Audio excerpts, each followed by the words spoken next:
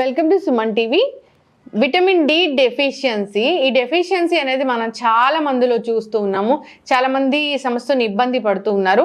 జనరల్గా మనము టెస్ట్ ద్వారా కాకుండా లక్షణాల ద్వారా ఎలా తెలుసుకోవచ్చు విటమిన్ డి డెఫిషియన్సీ ఉందని?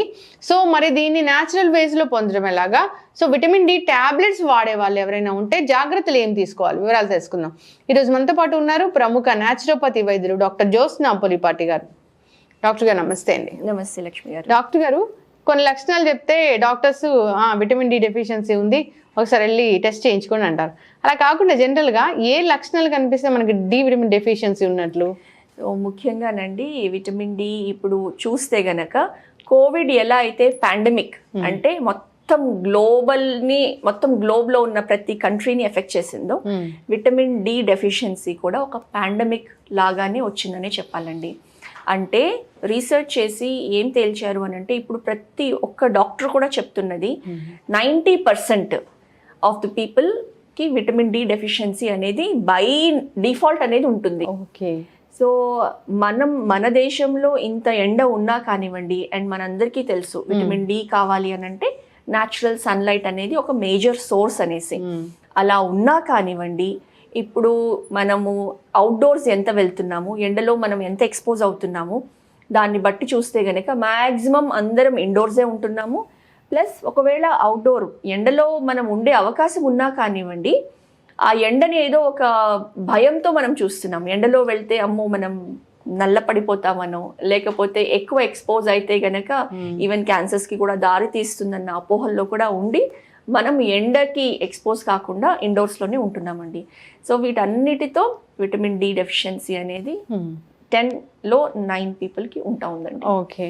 లక్షణాలు ఏం కనిపిస్తాయి డాక్టర్ గారు? సో లక్షణాలు బేసిక్గా మనకి విటమిన్ డి డెఫిషియన్సీ ఉంటే కూడా అనండి చాలా బాడీలో అంతా డల్నెస్ ఉంటుంది, నీరసం ఉంటుంది. అంతేకాకుండా బోన్స్, మన ఇంటర్నల్లీ బోన్స్ అండ్ మసిల్స్లో నుంచి పెయిన్స్ లాగా ఎక్స్పీరియన్స్ చేస్తాం. సో ఎవరైనా కానివ్వండి పెయిన్ మేనేజ్మెంట్ కోసము నెక్ పెయిన్, బ్యాక్ పెయిన్ అని కూడా మన క్లినిక్కి వచ్చినప్పుడు చూస్తే ఖచ్చితంగా విటమిన్ డి డెఫిషియన్సీ అనేది ఉంటుందండి. అలా ఉండి అంటే ఇతరత్ర కారణాల మూలన ఈ పెయిన్స్, స్పాండిలోసిస్ అనేది డెవలప్ అవుతుంది, కానీ అందులో విటమిన్ డి డెఫిషియన్సీ అనేది ఖచ్చితంగా కనిపిస్తుంది.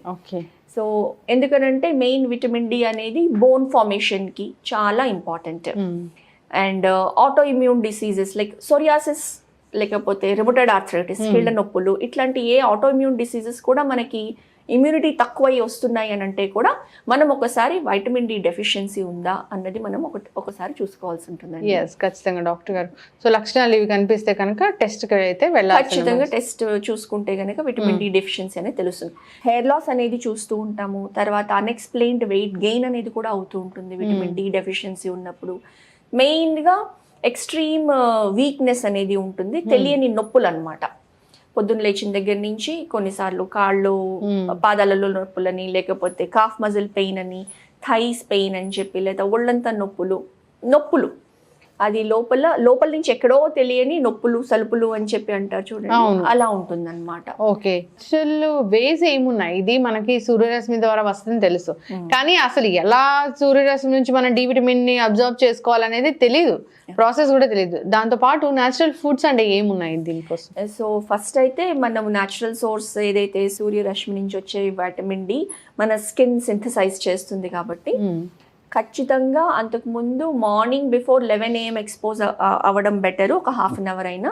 అండ్ 3 to 5 ఎక్స్పోజ్ అవ్వడం అనేది చెప్పుకుంటూ వచ్చాం. కానీ రీసెంట్గా వచ్చిన డెవలప్మెంట్లో చెప్తున్నది ఏంటి అని అంటే 11 AM to 2 PM ఈ 3 hours మధ్యలో ఈవెన్ 10 to 15 minutes మనం కనుక మ్యాక్సిమం ఎక్స్పోజ్ అయితే కనుక ఎండకి మనకి విటమిన్ డి అనేది పుష్కలంగా లభిస్తుంది అన్నమాట. కాకపోతే తీసుకోవాల్సిన జాగ్రత్తలు ఏంటంటే మనం కొంచెం మినిమం క్లోదింగ్ తో, సో టెరెస్ పైకి వెళ్ళో లేకపోతే బాల్కనీలో కూర్చోనో లైట్ కలర్డ్ క్లోత్స్ వేసుకుంటే గనక మనకి సన్ రైజ్ బాగా స్కిన్ పైన పడి అబ్జార్ప్షన్ అనేది బాగా అయ్యి మన బాడీ సింథసైజ్ చేస్తుందండి. అండ్ వేరే సోర్సెస్ చూస్తే గనక న్యాచురల్ విటమిన్ డి సోర్సెస్ మనకి మష్రూమ్స్లో విటమిన్ డి అనేది అధికంగా లభిస్తుందండి. సో మన ఫుడ్లో ఒక వీక్లో 2 times 3 times మష్రూమ్స్ ఏవైతే సూపర్ మార్కెట్స్లో మనకి ఉన్నాయి, పుట్టగొడుగులు, బటన్ మష్రూమ్స్ దొరుకుతున్నాయి, వాటిని మన ఫుడ్లో ఇంక్లూడ్ చేసుకున్నాం అనుకోండి, సో అందులో ఉండే విటమిన్ డి కూడా మనకి బాగా లభిస్తుందండి. ఓకే.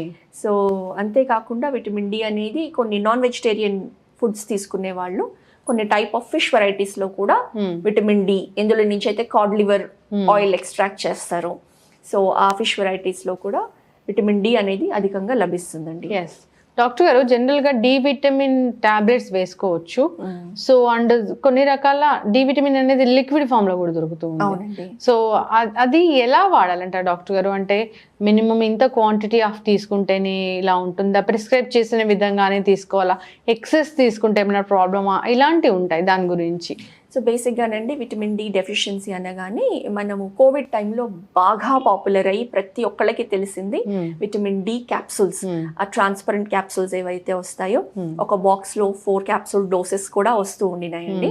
ఎందుకంటే main vitamin D immunity booster కాబట్టి అప్పుడు అందరం మన ఇమ్యూన్ సిస్టమ్ని బూస్ట్ చేయడం కోసం కోవిడ్లో అందరికీ ప్రిస్క్రైబ్ చేశాము.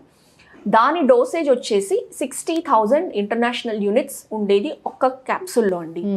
అయితే మన బాడీలో విటమిన్ డి లెవెల్స్ ఇప్పుడు చూస్తే డెఫిషియన్సీ ఉన్న వాళ్ళు 6, 8, 10 అలా లెవెల్స్లో మనము టెస్ట్ చేసినప్పుడు తెలుస్తుంది. సో మినిమం మనకు కావాల్సింది కనీసం టు బి సఫిషియంట్ 30 అనేది ఉండాలన్నమాట. సో ఇంత ఉండాలి అని అంటే డైలీ రిక్వైర్మెంట్ చూస్తే మనకి 600 ఇంటర్నేషనల్ యూనిట్స్ తీసుకుంటే సరిపోతుంది. ఎవరికైతే చాలా డెఫిషియన్సీ కండిషన్లో వచ్చారో, ఎక్కువ కావాలి అలాంటి వాళ్ళు ఖచ్చితంగా ఈ సప్లిమెంట్స్ తీసుకోవాల్సి ఉంటుంది. తర్వాత మనం న్యాచురల్ సోర్సెస్ సన్ ఎక్స్పోజర్తో న్యాచురల్గా మనం తీసుకుంటాము. అయితే దీనికి ఒక ప్రిస్క్రైబ్ డోసేజ్ అనేది ఉంటుందండి వాళ్ళకున్న లెవెల్స్ని బట్టి. వీక్లో వన్స్ కానివ్వండి, వీక్లీ ట్వైస్ కానివ్వండి తీసుకొని వాళ్ళు మనకు కావాల్సింది ఏంటి అని అంటే అది మెయిన్గా ఫ్యాట్ సాల్యుబుల్ విటమిన్ అండి. కాబట్టి natural fatty acids, omega 3 fatty acid sources like walnuts కానివ్వండి, ఫ్లాక్స్ సీడ్స్ కానివ్వండి, ఇలాంటివి కూడా తీసుకున్నాము అని అంటే విటమిన్ డి రిటెన్షన్ అనేది బాగా ఉంటుందన్నమాట. సో ఆ విటమిన్ డి సప్లిమెంట్స్ తీసుకుంటే నష్టమైతే ఏమీ లేదండి. కాకపోతే వీలైనంత వరకు న్యాచురల్ సోర్సెస్ నుంచి తీసుకుంటేనే మన శరీరానికి మంచిది. ఖచ్చితంగా డాక్టర్ గారు చాలా చక్కగా చెప్పారండి. డి విటమిన్ డెఫిషియన్సీ వస్తే కనుక ఈ బోన్స్ అన్ని మెత్తబడిపోతాయి. సో రకరకాల హెల్త్ ఇష్యూస్ అనేవి వస్తాయి. మీరు అన్నట్లుగా ఇమ్యూనిటీ తగ్గిపోతుంది, అనారోగ్యాల బారిన పడుతూ ఉంటారు, అంతేకాదు నీరసంగా ఉంటుంది. ఇలా రకరకాల కారణాలు చెప్పారు, రకరకాల లక్షణాలు చెప్పారు. సో ఇలాంటి లక్షణాలు ఏ కనిపించినా కానీ ఒకసారి డి విటమిన్ టెస్ట్ చేయించుకుంటే మంచిది. లేదా న్యాచురల్గా ఇలాగా మీరు జీవన విధానంలో మార్పులు చేసుకోవడము, అంతేకాదు న్యాచురల్ ఫుడ్స్ ద్వారా వీటిని తీసుకోవడం చాలా మంచిది. చాలా చక్కటి ఇన్ఫర్మేషన్ డాక్టర్ గారు. అంతేకాదు టాబ్లెట్స్ వాడేటప్పుడు కూడా జాగ్రత్తలు తీసుకోవాలని కోరుకుందాం. సప్లిమెంట్స్ తీసుకునేటప్పుడు చాలా చక్కటి ఇన్ఫర్మేషన్ అండి. ధన్యవాదాలు. నమస్తే అండి.